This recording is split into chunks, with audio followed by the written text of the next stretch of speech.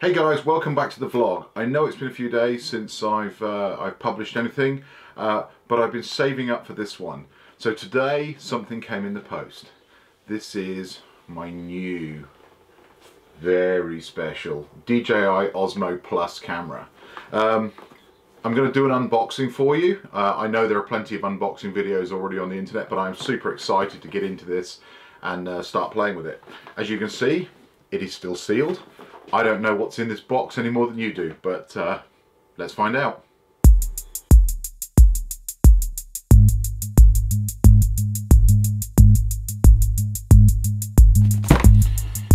Okay, let's get this thing unboxed. Breaking the seal.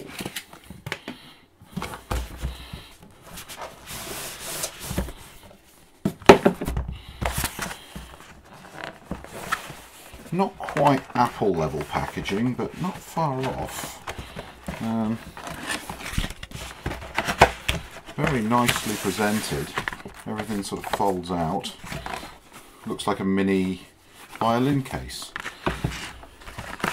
And here we have a strap, some documents, a battery, some things, and a thing, and that appears to be everything. Okay, so a battery charging dock, a strap,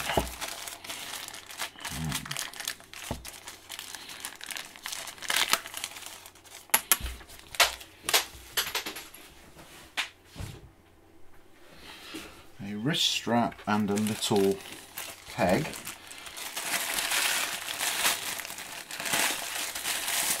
and a UK power plug. So, instruction manual. We don't need that because we're a bloke. We never read instructions until we absolutely have to. So let's put all of that to one side. And let's open this. This is a very nice little case. I don't know how much time it will actually spend in this case, but let's open it up. Make sure we unzip it all the way. And there is the Osmo Plus. This looks like a little extension lollipop microphone.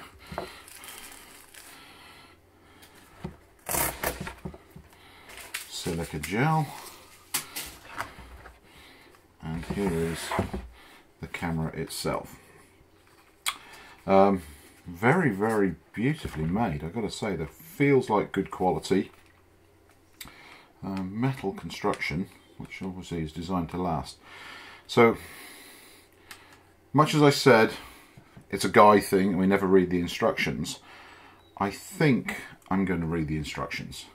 So more later.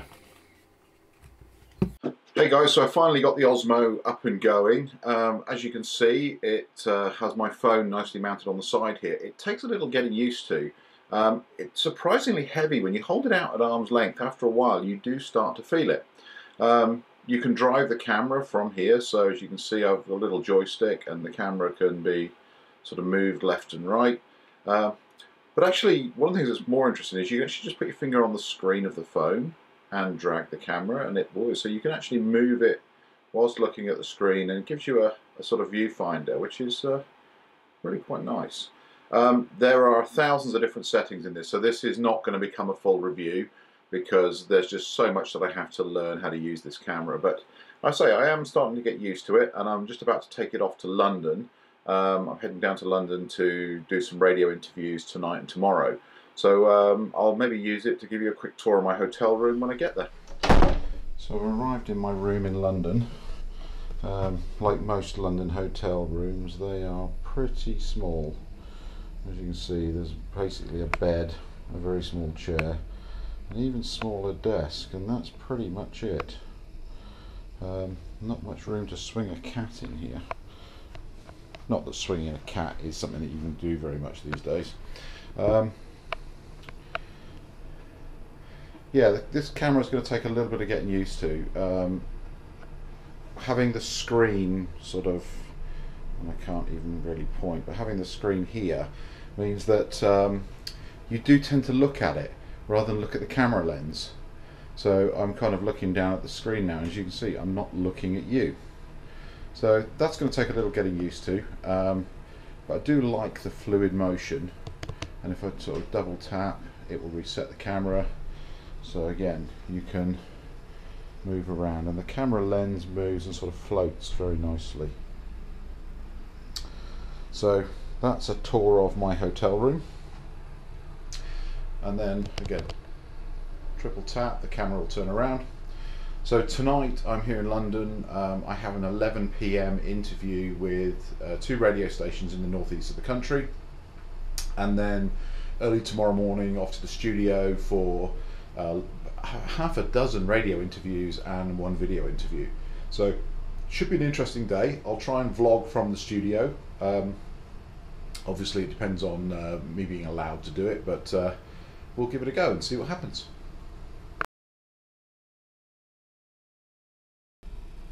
So here's one thing I think that's going to get annoying in this room. This is the phone in the hotel room, and nobody uses phones in hotel rooms, so they've basically turned it into an information kiosk and advertising system. So as you can see, it's telling me on the screen here, if I can just adjust this and bear with me while I learn to use this.